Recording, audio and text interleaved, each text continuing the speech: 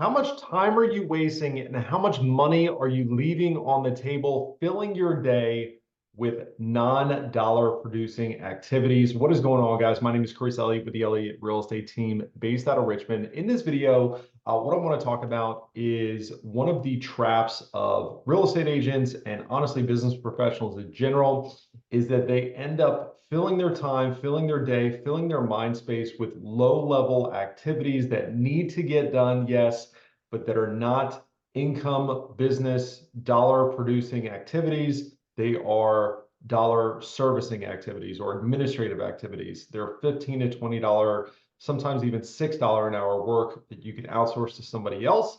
And the only way to level up your sales business at a certain point is to introduce leverage into your world. So therefore you can do more dollar producing activities. So what specifically are we talking about? I just wrote some examples down. Inputting your own listings into the MLS, huge waste of time. Getting quotes from contractors, huge waste of time. Attending appraisals, huge waste of time. Shopping for closing gifts for your client, holy crap, huge waste of time. Approving settlement statements, huge waste of time. Somebody else can do that.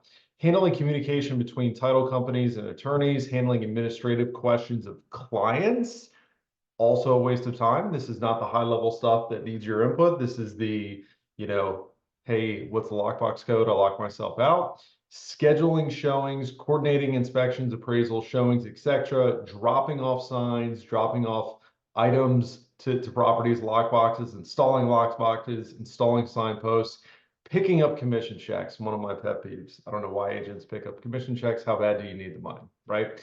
So you might say, hey, Chris, that all sounds good and dandy, but that stuff still needs to get done, and I'm the only one to do it. And I would agree with you that it still needs to get done, but I would disagree with you that you are the one that needs to get it done, right? So once again, if at a certain point, the only way to level up our sales business is to introduce leverage into our world. So I want to give you guys some examples of how you can do that in your current situation. So if you are currently on a team, hopefully, that team has a team administrator, it might be an ops manager, it might be a transaction coordinator, whatever your team calls it, but lean into your team admin for these activities. I see way too many agents that are on teams that end up taking on this work themselves, either because, it's not encouraged to put it on the team admin, or they simply want to keep these activities themselves because it fills their day, it makes them feel productive, or they feel like they're the only one that can do it, or they're so important that they have to do it themselves. And all you're doing is costing yourself money, right? So if you're on a team, utilize that admin. If you're at a brokerage that has a transaction coordinator, that you can pay a certain fee to handle your closing,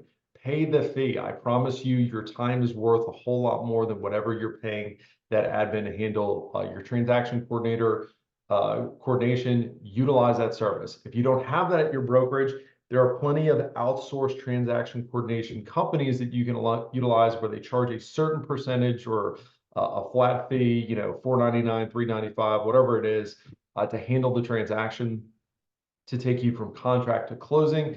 And a lot of these companies won't even charge you if the deal doesn't close. So there's really no risk to you because you're only paying at closing. It's an absolute no-brainer. I've been using a transaction coordinator since the first day of my business, and I can tell you it is money well spent, right? But that's only going to take you but so far. There's still a lot of other stuff that needs to be done. So here's what I would do if I was restarting my real estate sales business all over again. I would utilize a virtual assistant, somebody that you can hire that's in the Philippines. Generally, these folks cost anywhere from $6 to $7 an hour. And you can hire somebody either part-time or you can hire somebody full-time. We have a full-time in-person admin in our business, as well as a full-time virtual assistant in the Philippines. But these folks are going to be able to fill a lot of the gaps in your business, fill a lot of gaps in your day. You may or may not want them actually communicating directly with your clients if they're virtual assistants, but they can handle a lot of the mundane tasks behind the scenes. They can also handle communication with non-clients, so with appraisers, with contractors, with other agents, with other title companies. They can handle a lot of that communication. Yes, you're going to need to train them just like any other employee. But I promise you, it's worth the time investment in training a virtual assistant. If you don't have the resources to be able to hire somebody for a full time, you can hire somebody part time. What I would do, as opposed to going out there and finding a virtual assistant all on your own for 10 to 20 hours a week, you may want to ask around your office, your community, Facebook groups. Hey, does anybody currently have a virtual assistant that maybe they're not utilizing all their time? Or hey, can I pay you for 10 to 20 hours of their time? It's a good way to pick up somebody that's already got experience in the real estate industry. Yeah, you're maybe going to need to tweak a couple things for your business, but that's a great way to find somebody that's already trained, that already knows what they're doing, that's already been vetted by this other agent, and just pick up some assistance there. And then what you would also probably want, if you're a solo agent or if your team doesn't offer it, is a runner. So, find somebody locally in your market, friends, family, clients, friends, somebody in the neighborhood. I find, like older retired folks, or, high school kids tend to be like the two groups where they're looking to make a little side cash. They, don't have the time or the desire to have a full-time job, but they want a little side cash. We pay $1 a mile. So we just tell folks, hey, can you go drop off this lockbox? Can you go pick up this sign? Once again, this is not productive time for you as a real estate professional to go out and be dropping off these things and wasting your time. You've got bigger fish to fry. So this is a very, easy one to leverage off to somebody else.